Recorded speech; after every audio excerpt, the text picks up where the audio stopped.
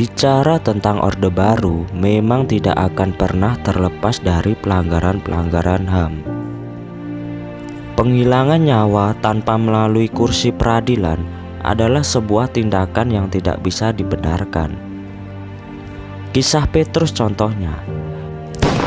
Petrus atau penembakan misterius adalah misi pemberantasan kriminalitas di masa kepemerintahan Presiden Soeharto. Pada Maret 1982, di kesempatan rapat pimpinan ABRI, Soeharto meminta Polri dan tentara melakukan pemberantasan premanisme guna menangani tingginya angka kriminalitas pada tahun 1980-an. Petrus bertugas menghakimi siapa saja yang dinilai sebagai pelaku kriminal atau kejahatan seperti preman, perampok, dan tindakan-tindakan kejahatan lainnya. Pihak berwajib sebenarnya sudah memberikan peringatan kepada preman dan para pelaku kriminal untuk menyerahkan diri, namun masih banyak preman-preman yang enggan untuk menyerahkan diri, walaupun ada juga sebagian kecil preman yang menyerahkan diri. Sebenarnya aparat sudah mengetahui nama-nama orang yang menjadi incaran, namun mereka menunggu preman-preman yang juga diistilahkan dengan gabungan anak liar atau gali untuk menyerahkan diri. Jika tidak, barulah proses penjemputan paksa dilakukan. Pada akhirnya, beragam versi pemberitahuan tentang Petrus bertebaran. Salah satu versi mengatakan bahwa operasi Petrus ini telah memakan korban hingga 3.000-an. Adapun pula korbannya adalah korban salah target. Orang-orang yang menjadi korban Petrus biasanya akan dibiarkan tergeletak di tengah jalan atau di bawah jembatan, sehingga masyarakat bisa menyaksikan sendiri kejamnya peristiwa tersebut. Hal ini sengaja dilakukan sebagai tanda efek jera supaya sampai ke masyarakat.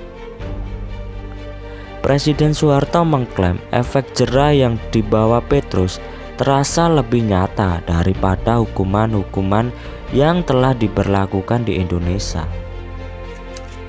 Petrus mulai marak di Indonesia sejak 1983. Kala itu kota Yogyakarta menjadi tempat pertama operasi Petrus dilakukan.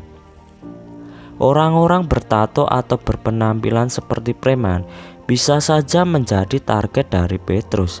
Hal ini kemudian banyak pemuda menghilangkan tato-tato yang ada pada tubuhnya.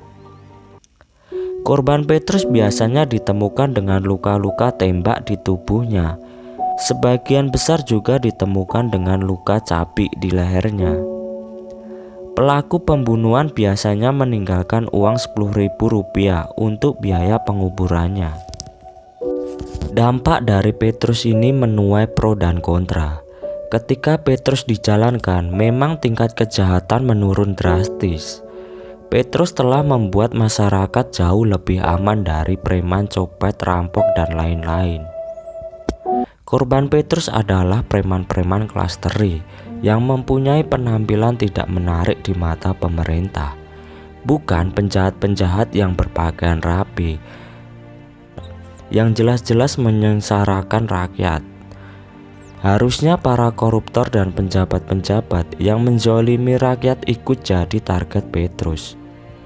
Komnas HAM menyatakan peristiwa Petrus adalah peristiwa pelanggaran HAM berat karena mengambil keputusan dengan cara sepihak. Korban-korban ditangkap, disiksa, dan dihilangkan tanpa melalui peradilan yang sah.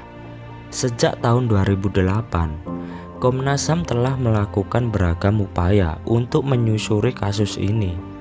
Dan hingga saat ini kasus Petrus belum juga diketahui titik terang siapa yang salah dan siapa yang harus bertanggung jawab atas peristiwa Petrus yang memakan korban ini.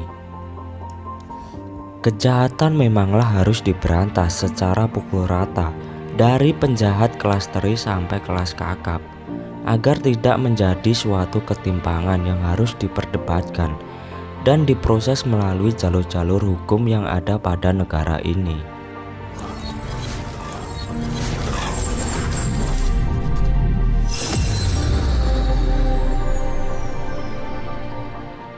Demikianlah cerita tentang Petrus. Semoga sejarah kelam ini tidak terulang kembali. Akhir kata, wassalamualaikum warahmatullahi wabarakatuh.